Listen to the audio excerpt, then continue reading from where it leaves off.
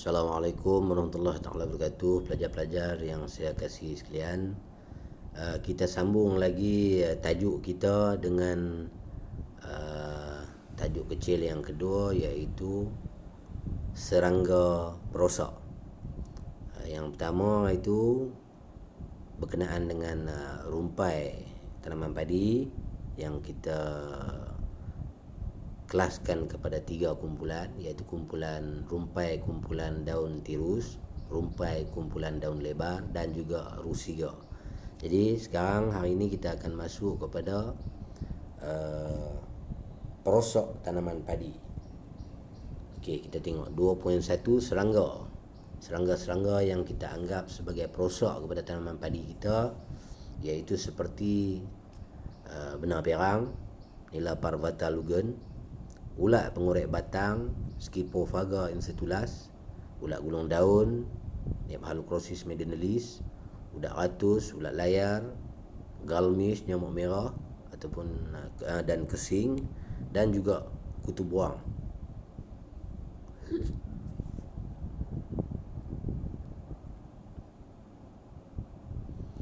Okey, untuk kawalan serangga perosok ni terdapat pelbagai kaedah kawalan yang boleh kita lakukan bagi membendung ataupun mengelakkan daripada kerosakan terjadi kepada pokok padi. Iaitu yang pertamanya kawalan secara kultura. Kita tengok apa yang disyorkan dalam kultura, iaitu elakkan penggunaan kadar benih yang tinggi, iaitu untuk memberi ruang kepada pokok supaya tidak terlalu padat yang akan menyebabkan keadaan menjadi sejuk ataupun lembab.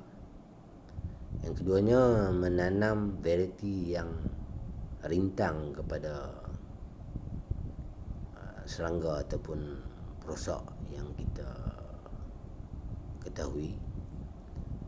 Seterusnya, menanam padi secara serentak dan mengikut jadual yang telah ditetapkan.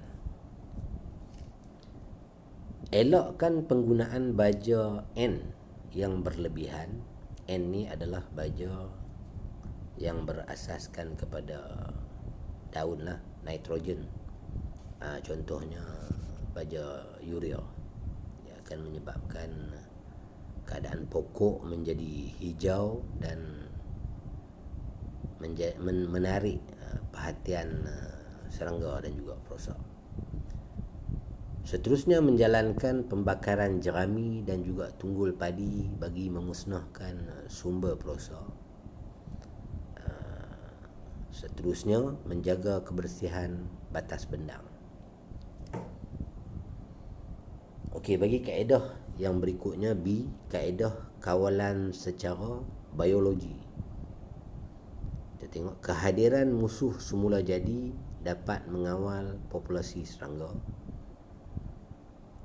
Elakkan meracun pada 0 hingga 30 hari lepas tabur untuk mengelakkan sahabat ladang mati.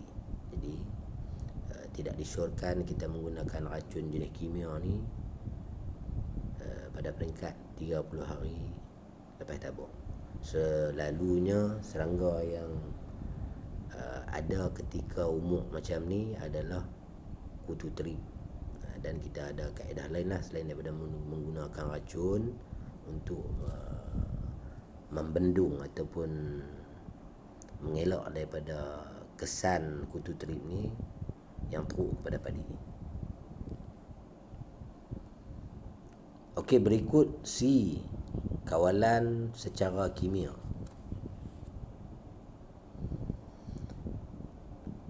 Kawalan secara kimia itu menggunakan racun yang mempunyai bahan aktif yang disyorkan.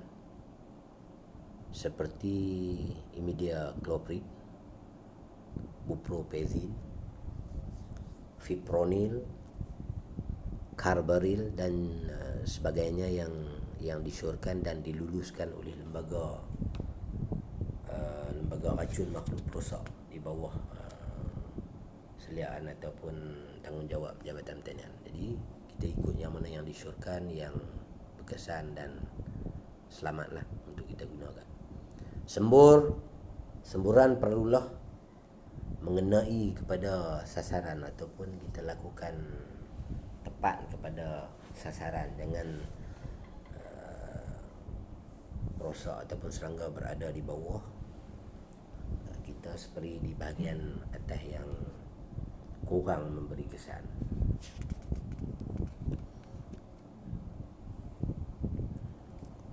Okey, kita tengok kepada serangga yang pertama, iaitu ulat gulung daun.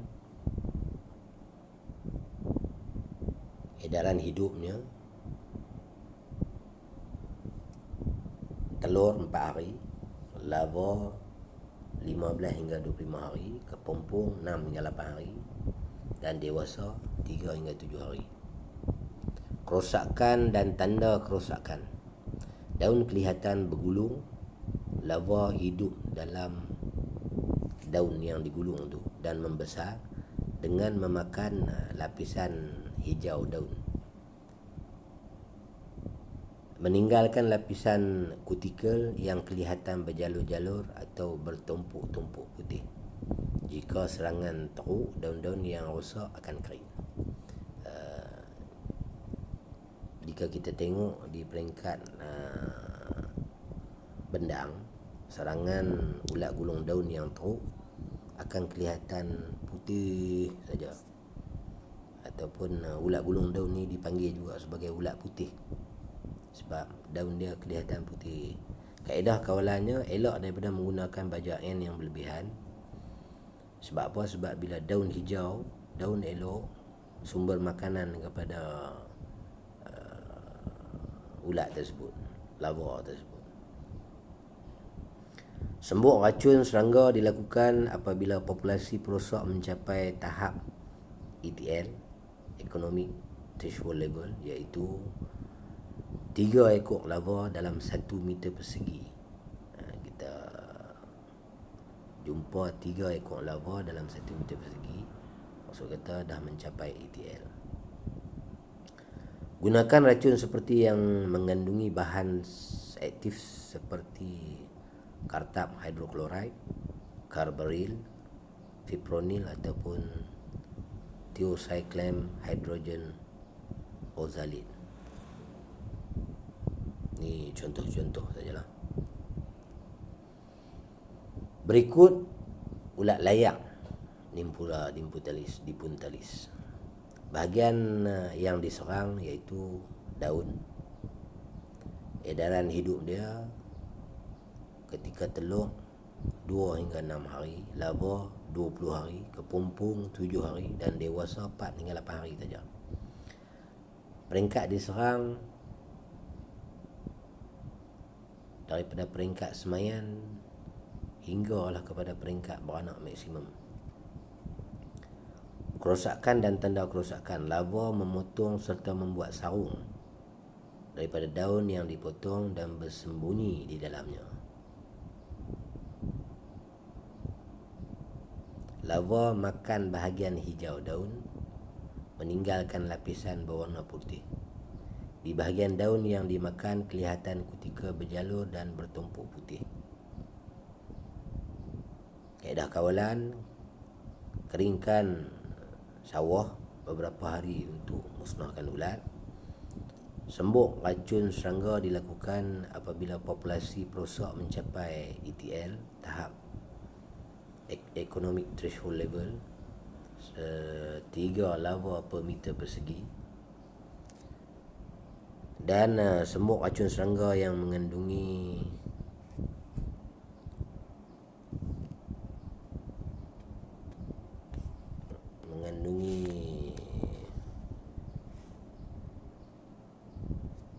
bahan aktif seperti kartab hidroklorid, carbaryl dan juga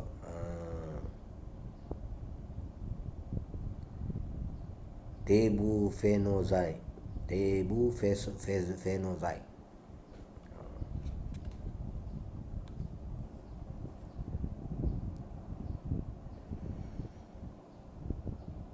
Seterusnya ulat ratus, iaitu Spodoptera spesies. Bahagian yang diserang daun, peringkat serangan semua peringkat, bahaya ketika semaian dan pokok masih muda. Kerosakan dan tanda kerosakan, larva makan daun daripada tepi daun hingga ke habis, hingga ke dalam.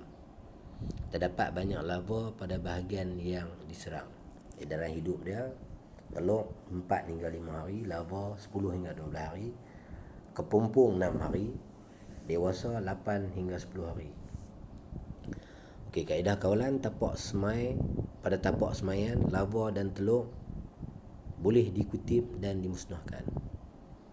Naikkan paras air sawah sebelum menyembur untuk memberi kesan yang lebih efektif. Sembur racun serangga dilakukan apabila populasi perosak mencapai ETL 3 larva per meter persegi. Guna racun yang mengandungi bahan aktif seperti kartab hidroklorid, carbaryl, tebufenozide dan juga fentoid.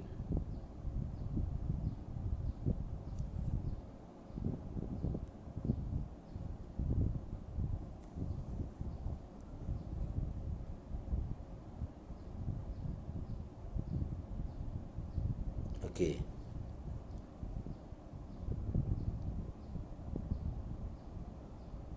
Kita tengok kepada ulat batang. Terdapat 4 jenis ulat batang. Ulat batang merah jambu,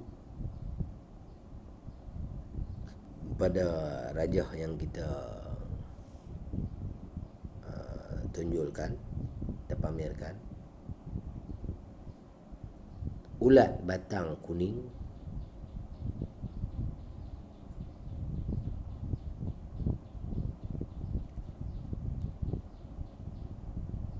dan ulat batang berjalur kepala hitam seperti rajah,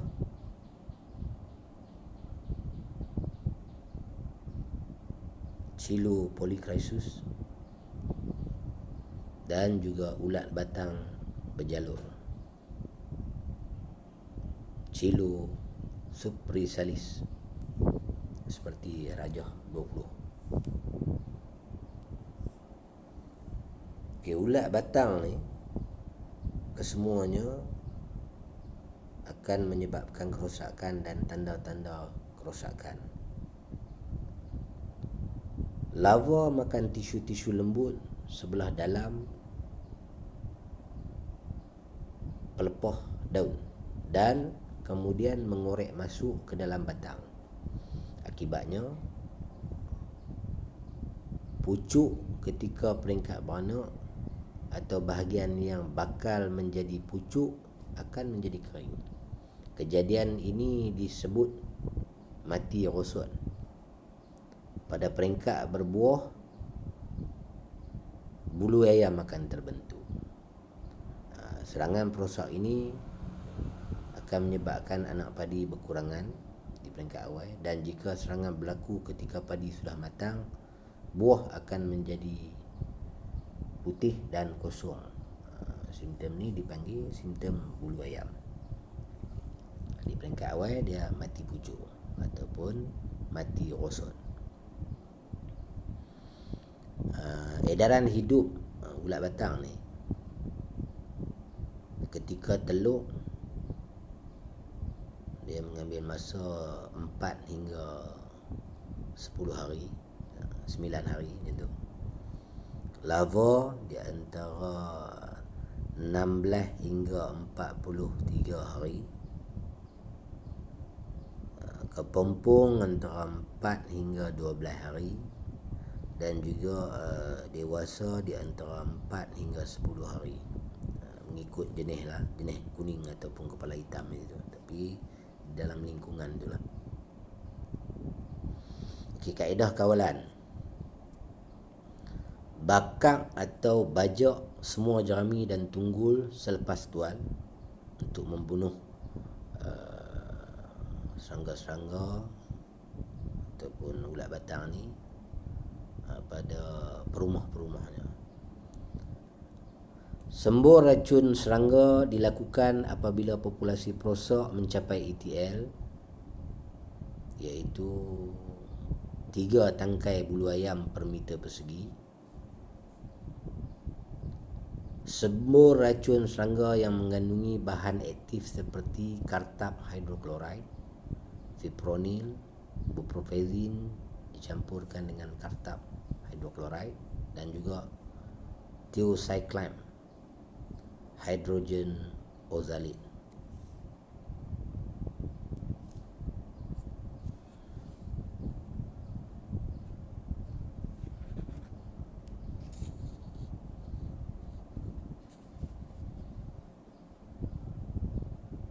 Okey.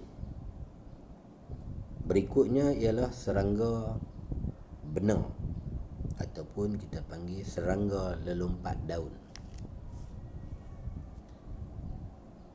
Pada Rajah 21 ialah kitaran hidup benar perang.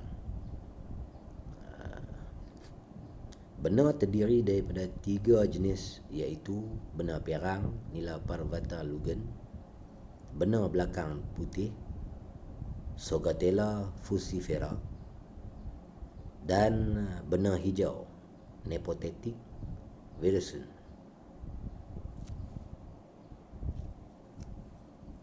Yang pertama, benar perak Nila parvata lugen terdiri daripada 2 jenis, iaitu yang bersayap pendek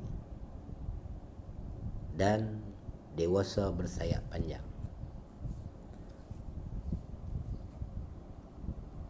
Benar perang bersayap pendek kurang aktif bergerak, tetapi dia menghisap cecair tumbuhan dengan lebih banyak dan mempunyai kadar pembiakan yang lebih tinggi berbanding dengan benar perang yang bersayap panjang. Yang mana benar perang yang bersayap panjang saiznya pun lebih kecil, kadar pembiakannya lebih rendah dan disesuaikan dengannya untuk terbang berpindah kepada tempat lain. Benar perang bersayap panjang lebih banyak didapati dalam petak sawah yang ada hopper burn. Benar perang ini akan berpindah ke kawasan lain.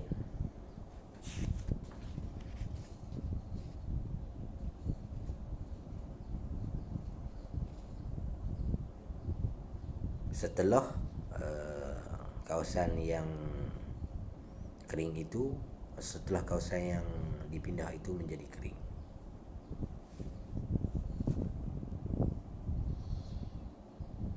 Okey, kerosakan dan tanda kerosakan disebabkan oleh benar perang. Serangga dewasa dan anak jelmaan merosak pokok padi secara menghisap cairan yang ada pada batang pokok padi dan akan menyebabkan pembesaran pokok menjadi terbantut. Dan jika populasi perosak adalah tinggi dan dibiarkan tanpa kawalan, rumpun padi akan menjadi kuning, akhirnya kering. Dan keadaan ini dipanggil hopper burn. Edaran hidup bagi benar ini ketika telur di antara 8 hingga 9 hari, semasa anak jelmaan ataupun NIM 12 hingga 14 hari, dan ketika dewasa 12 hingga 18 hari. Kaedah kawalan: tanam varieti rintang kepada benar perang, contohnya MR219, dan jangan guna baja nitrogen berlebihan, iaitu penggunaan baja urea yang boleh menyebabkan daun padi menjadi hijau subur. Amalkan penanaman serentak, iaitu mengikut kepada jadual. Sembur racun serangga yang disyorkan apabila populasi benar perang mencapai ETL. ETL bergantung kepada keadaan semasa. Tengok dalam 1 meter persegi ataupun dalam 1/2 pokok padi. Yang berikutnya iaitu benar belakang putih, Sogatella fucifera. Bahagian yang diserang pangkal pokok padi. Peringkat yang diserang daripada semayan hinggalah padi terbit. Kerosakan dan tanda kerosakan: serangga dewasa dan anak jelmaan merosak pokok padi secara menghisap cairan pokok dan menyebabkan pertumbuhan pokok terbantu. Sama juga. Dan jika populasi perosak tinggi, rumpun menjadi kekuningan dan seterusnya akan kering. Serangan benar belakang putih jarang menyebabkan hopeburn, seperti mana yang berlaku pada benar perang. Okey, edaran hidup bagi benar belakang putih ini ketika telur 7 hingga 8 hari, anak jelmaan ataupun NIM 11 hingga 12 hari, dan dewasa di antara 12 sehingga 18 hari. Kaedah kawalan yang berkesan untuk benar perang juga berkesan untuk benar belakang putih ini.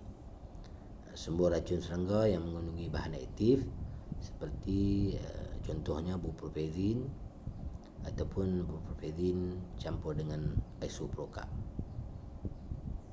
ataupun imidacloprid, buprofezin campur dengan kartab hidroklorid ataupun fipronil dan juga thiamethoxam.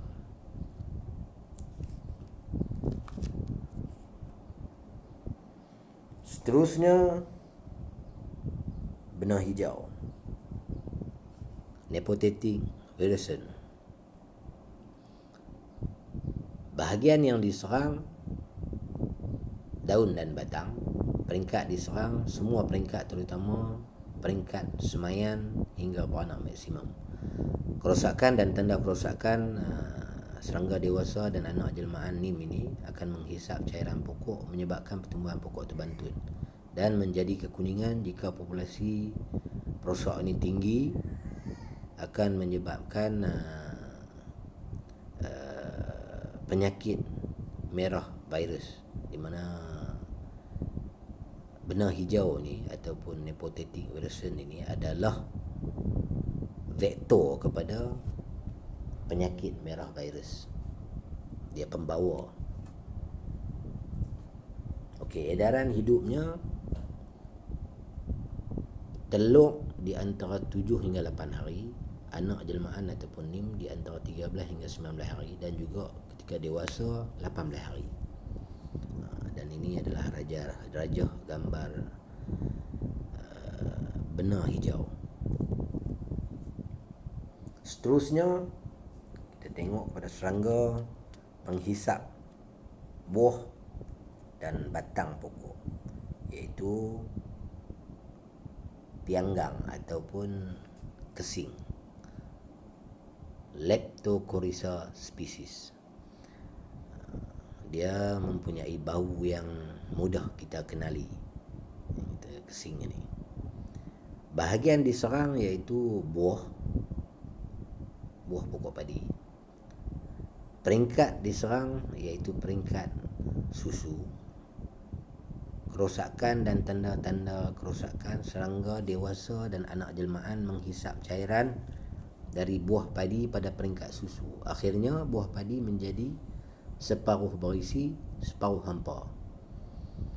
Bekas kecederaan ataupun bekas yang disengat ataupun dihisap akan terbentuk bintik-bintik gelap pada buah. Buah menjadi kotak. Edaran hidup: telur di antara 5 hingga 8 hari, anak jelmaan ataupun NIM 17 hingga 27 hari, dan dewasa sehingga 69 hari. Kaedah kawalan, bersihkan sawah dan sekitar sawah dari rumpai di mana boleh menyebabkan menjadi perumuh kepadanya. Amalkan penanaman secara serentak. Jika terdapat bilangan serangga 2 ekor di dalam satu padu pokok padi, maka sembuklah racun serangga seperti yang disyorkan yang mengandungi bahan aktif fenthion ataupun bupropion campur kartab hidroklorid ataupun fenthuid dan juga carbaryl.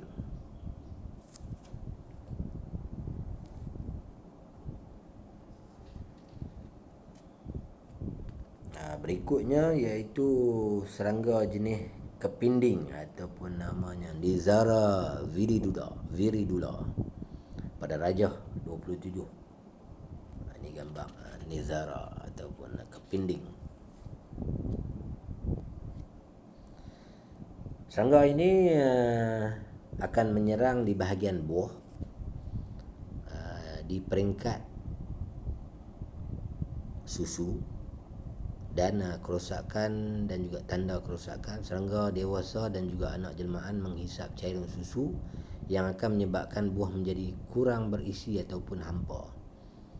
Kaedah kawalan, bersihkan sawah dan sekitar sawah daripada rumpai yang mana boleh menjadi perumuh kepada serangga ni.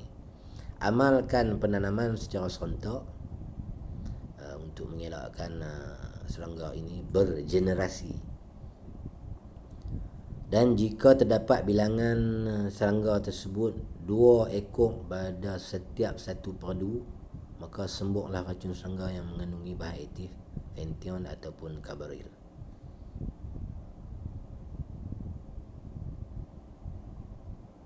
Dia kepinding juga adalah perosak yang menghisap sel pada batang, bukan terhad kepada buah saja. Berikut adalah serangga jenis kutu beruang pada rajah 28. Itu adalah gambar telur bagi kutu beruang. Bahagian yang diserang iaitu batang, peringkat serangan daripada semayan hinggalah padi berbuah. Kerosakan dan tanda kerosakan serangga dewasa dan anak jelmaan NIM menghisap cairan pokok yang menyebabkan pokok menjadi kekuningan.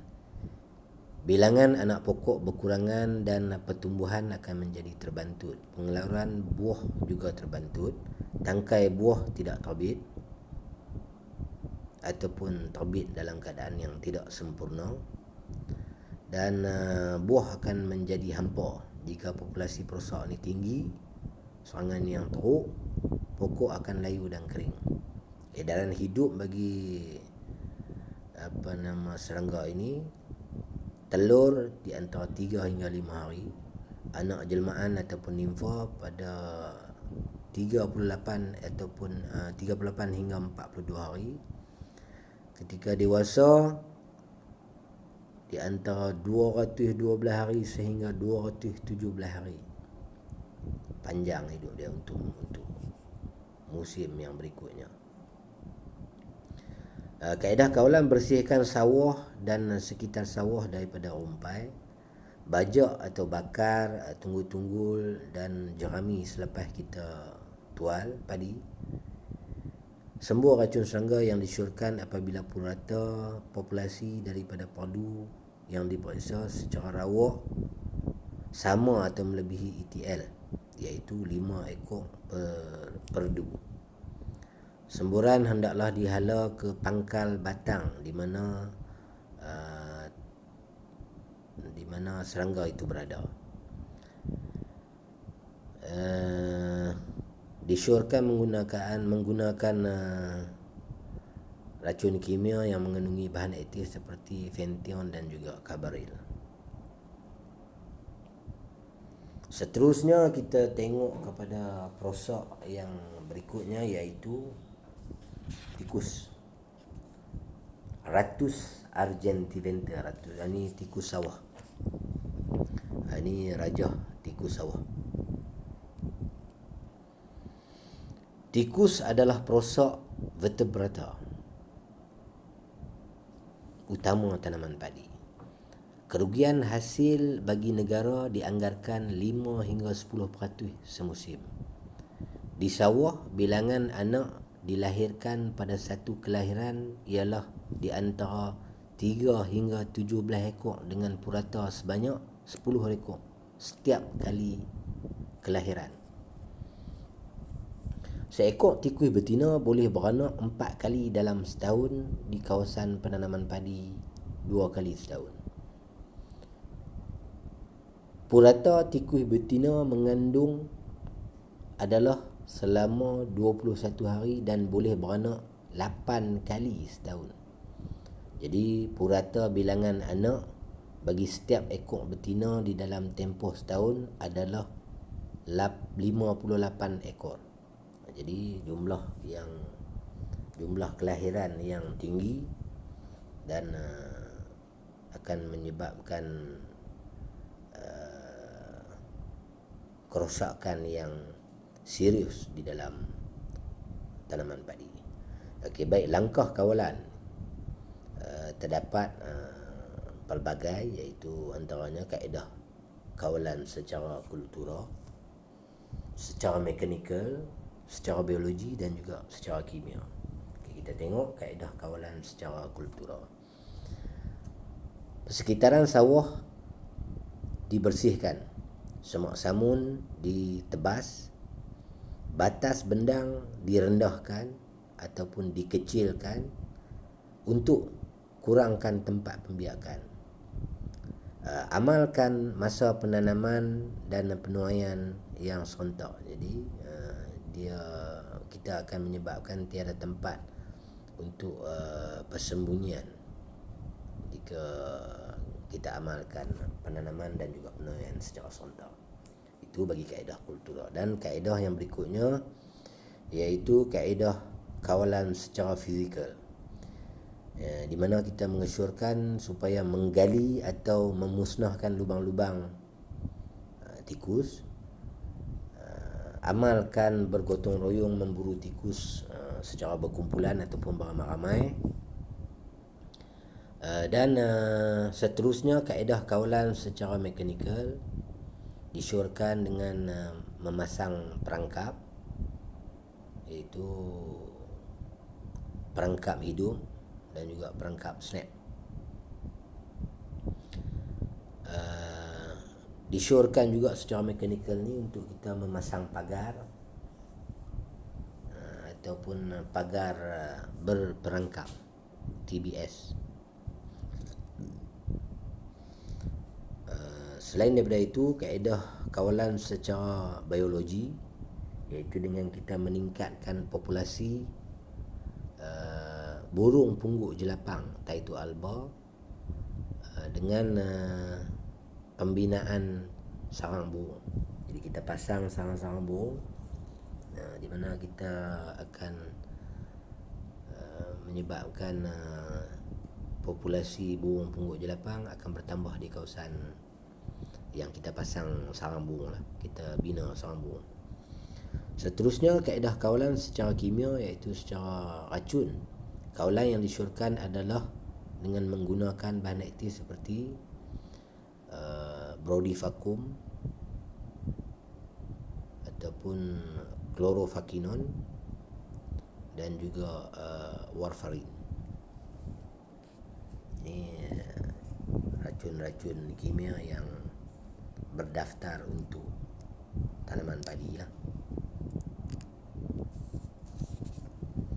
Okey, selepas perosak pertama iaitu tikus, kita tengok pula kepada perosak yang kedua, iaitu siput gondang.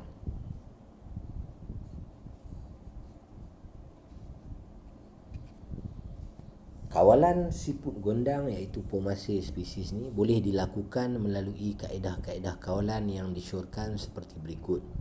terdapat pelbagai kaedah. Terdapat kaedah yang pertama iaitu kawalan secara fizikal, di mana disyorkan kita supaya mengutip dan memusnahkan teluk dan juga siput.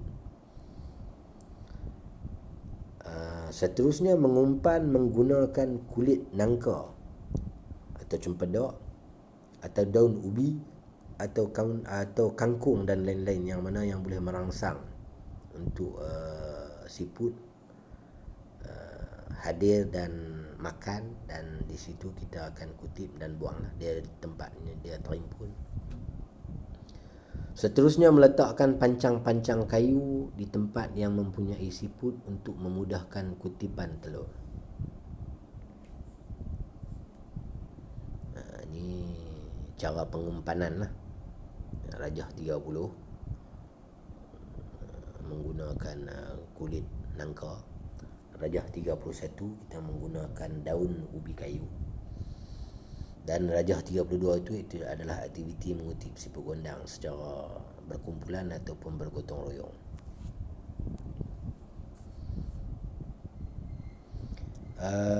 Selain daripada itu, kaedah kawalan secara mekanikal iaitu dengan memasang perangkap ataupun jaring pada saluran ayak masuk ataupun ayak keluar. Dan kita meletakkan pancang di sekeliling petak sawah untuk tujuan memusnahkan teluk siput gondang, seperti rajah di bawah. Okey, bagi kaedah kawalan secara biologi ternakan itik, iaitu itik jenis kaki Campbell ataupun itik Muscovy, yang mana itik ini menjadi sumber makanannya. Siput gondang itu adalah sumber makanan kepada itik dan kualiti kepada telur itik itu. Lepas itik ke sawah sebelum menabur dan 35 hari selepas menabur. Itik dikeluarkan sebelum tangkai padi keluar, iaitu di antara 75 hingga 80 hari selepas tabur. Ini rajah itik dilepaskan di dalam kawasan bendang. Berikut iaitu kaedah kawalan secara kimia. Rawatan dengan racun yang mengandungi bahan aktif seperti niclosamide, metaldehyde dan lain-lain. Bagi mendapatkan kawalan yang berkesan, ayak mesti ditakungkan sekurang-kurangnya 2 hari sebelum meracun bagi mengeluarkan siput daripada dalam tanah. Dan air mesti ditakung sekurang-kurangnya 3 hari selepas kita meracun.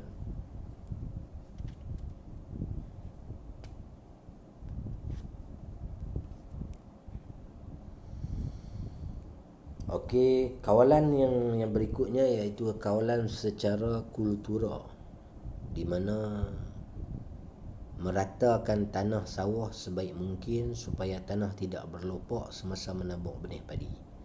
Ini kerana siput sukakan keadaan yang lembap dan akan menyerang tanaman padi pada kawasan yang berlopak.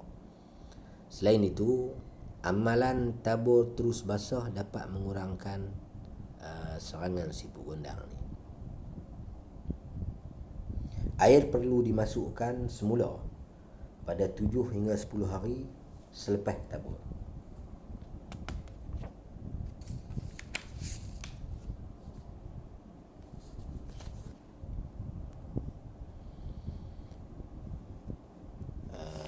Selain daripada itu, kita ada juga kaedah kawalan melalui pengubah suaian habitat bagi kawalan siput gondang emas. Bena parit kecil lebih kurang 20 cm lebar dan 5 cm kedalaman di keliling petak dan di tengah sawah bagi menggalakkan siput ini berkumpul di dalam ayak. Siput yang berkumpul di dalam parit yang dibina ini boleh diracun ataupun dikutip untuk dimusnahkan, seperti rajah 36 di bawah. Proses pengubah suaian habitat.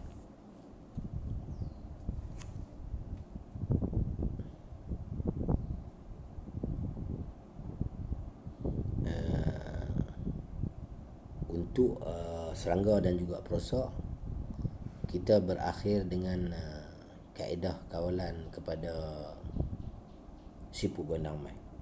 Sekian, terima kasih.